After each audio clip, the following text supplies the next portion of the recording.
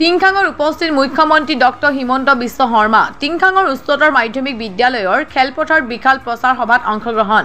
কংগ্ৰেছৰ দিনত আমাক পঞ্চমীত খুৱাইছিল কংগ্ৰেছৰ দিনত ৰাইজক মাত্ৰ কেৱল লুঙি ধুতি হুটা কম্বল আৰু আঠুৱা দিয়া হৈছিল এই মন্তব্য মুখ্যমন্ত্ৰী ডক্টৰ হিমন্ত বিশ্ব শৰ্মাৰ ডিব্ৰুগড় জিলাৰ টিংখাঙত এক প্ৰচাৰ সভাত অংশগ্ৰহণ কৰি মুখ্যমন্ত্ৰীগৰাকীয়ে কংগ্ৰেছ দলৰ বিৰুদ্ধে হুঁচাৰু হৈ পৰে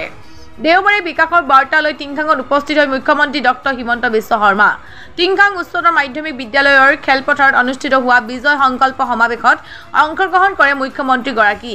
ডিব্ৰুগড় জিলাৰ টিংখাং খুৱাং নাহৰকটীয়া দুলিয়াজান সমষ্টিক সামৰি অনুষ্ঠিত হোৱা পঞ্চায়ত নিৰ্বাচনৰ প্ৰচাৰ সভাত অংশগ্ৰহণ কৰি ডক্টৰ হিমন্ত বিশ্ব শৰ্মাই ভাৰতীয় জনতা পাৰ্টি আৰু অসম গণ পৰিষদৰ মিত্ৰজোঁটৰ প্ৰাৰ্থীসকলৰ হৈ উপস্থিত প্ৰায় 30,000 ৰাইজক সম্বোধন কৰে সভাত কংগ্ৰেছ চৰকাৰৰ দিনত চাকৰি প্ৰদানৰ নামত ভয়ংকৰ দুৰ্নীতি সংঘটিত হোৱা বুলি উল্লেখ কৰি মুখ্যমন্ত্ৰীগৰাকীয়ে বিজেপি চৰকাৰৰ দিনত স্বচ্ছ আৰু নিকাপ নিযুক্তি প্ৰদান কৰাৰ কথা উল্লেখ কৰে কংগ্ৰেছ চৰকাৰৰ দিনত উন্নয়নৰ নামত কেৱল হুটা কম্বলৰ ৰাজনীতি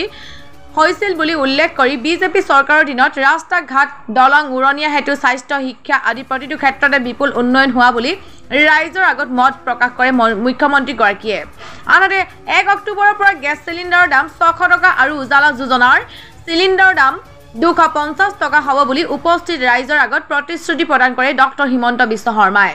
উক্ত সভাত ৰাজ্য সভাৰ সাংসদ ৰামেশ্বৰ তেলী মন্ত্ৰী বিমল বৰা মন্ত্ৰী প্ৰশান্ত ফুকন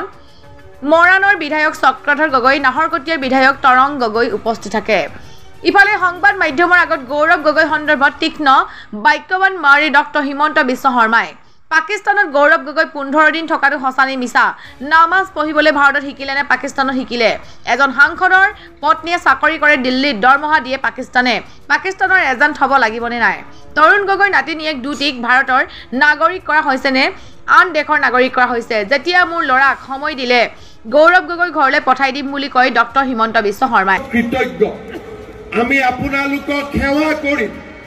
মই দিয়া প্ৰতিটো প্ৰতিশ্ৰুতি মই পূৰণ কৰিম আৰু আমি একেলগে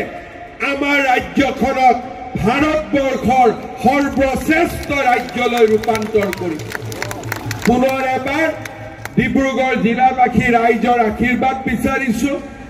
ছেপ্টেম্বৰ মাহৰ পৰা ডিব্ৰুগড়ত বিধানসভা নিৰ্মাণৰ কাম আৰম্ভ হ'ব আৰু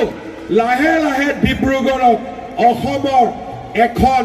সুন্দৰ ৰাজধানীলৈ ৰূপান্তৰ কৰাৰ বাবে একেলগে আমি কাম কৰিম সেই প্ৰতিশ্ৰুতিৰে মই সামৰণি মাৰিছোঁ মোৰ লগত আকৌ এবাৰ ক'ব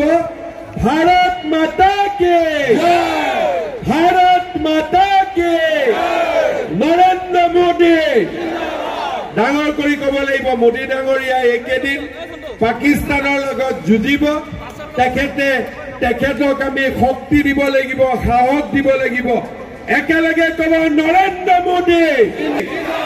বিজেপি এজিপি বহুত বহুত ধন্যবাদ 2021 বিধানসভা নিৰ্বাচন হৈছিল 24 ৰাইজৰ সমৰ্থন বৃদ্ধি হৈছিল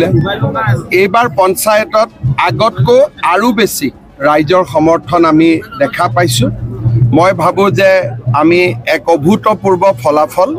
এইবাৰ পঞ্চায়ত নিৰ্বাচনত কৰিবলৈ সক্ষম হ'ম লগত কি আছে ভাই যাক জুনে লাই এৰেষ্ট কৰি দিয়ক না মোৰ কি ক'ব লাগে আছে জুনে য'ত বেপাৰ কৰে এইবিলাক চোৱা মোৰ কাম নহয় কাবাৰ ওপৰত নাম আছে এজাহাৰ দিয়ক পুলিচে এৰেষ্ট কৰি দিব এইবিলাক কৰা আৰু ইয়াত আৰু এইবিলাক পইলাৰ কথা কৈ কি লাভ হ'ব অখিল গগৈ এটা বিষয় লৈ ক্ষমা কৰিছে যে মুছলিমক ভোট দিলে বিজেপিৰ কাৰণে ডাঙৰ কাফেৰ হৈ পৰিব এই কথালৈ ক্ষমা কৰিছে এইবোৰ কি চাওক মই অখিল গগৈ কথা বতৰাত উত্তৰ এইকাৰণেই দিব খোজা নাই যিজন মানুহৰ গুৰুত্ব নাই তেওঁক গুৰুত্বপূৰ্ণ কিয় ইলেকশ্যনৰ আগত কৰি দিওঁ ইলেকশ্যনৰ পিছত যেতিয়া এছেম্বলিত চুপতি মাৰিব ভাল লাগে তেতিয়া অখিল গগৈৰ লগত কথা পাতিম এইকেইটা দিন অখিল গগৈৰ নামটো লৈ থাকিলে